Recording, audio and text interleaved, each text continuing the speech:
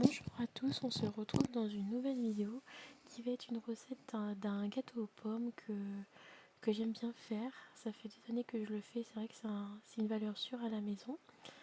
Et en parallèle, j'avais fait aussi une compote de pommes que je vous ai montré brièvement. Alors pour ce gâteau qui est une base de gâteau au yaourt, tout simplement, je fais revenir 2 pommes à la poêle avec un petit peu de beurre. Donc pour ce gâteau qui est une base de gâteau yaourt, j'utilise un pot de yaourt pour mesurer.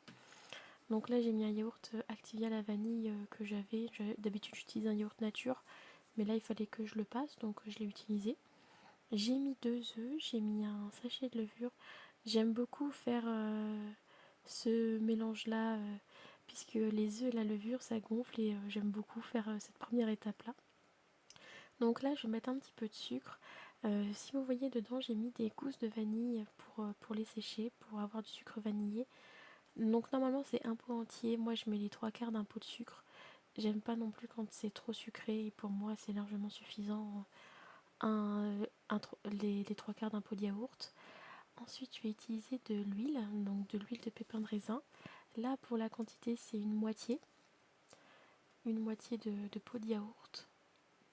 Donc c'est vraiment un gâteau qui est express, qui est très bon, qui n'a pas besoin non plus de 150 000 ustensiles, donc c'est vraiment très bien.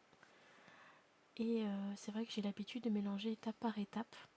Donc après on peut mélanger tout d'un coup, mais c'est vrai que moi je préfère quand on mélange étape par étape, en tout cas pour ce gâteau là. Et pour la farine je mets 2 pots et demi et je mélange à chaque ajout de farine dans la recette.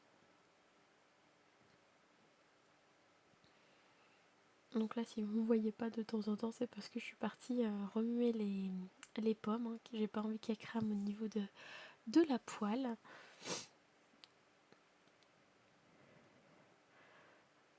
Donc là, c'est vraiment la base de ce gâteau.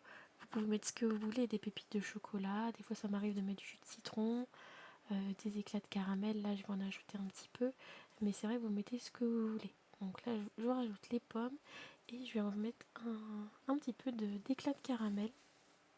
Ça se marie très bien avec la pomme et c'est vrai que c'est super bon. Donc vous allez voir, j'en ai pas mis non plus énormément.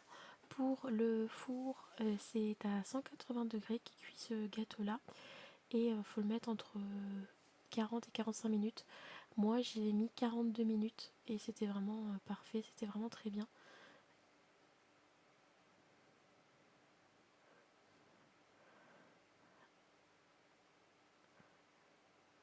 Donc voilà, le gâteau est cuit, il est vraiment très beau, il est très bon, il est super moelleux. J'aime vraiment ce gâteau là. J'espère que cette petite recette de pâtisserie vous a plu. J'espère vous retrouver bientôt dans une prochaine vidéo. Je vous fais de très gros bisous.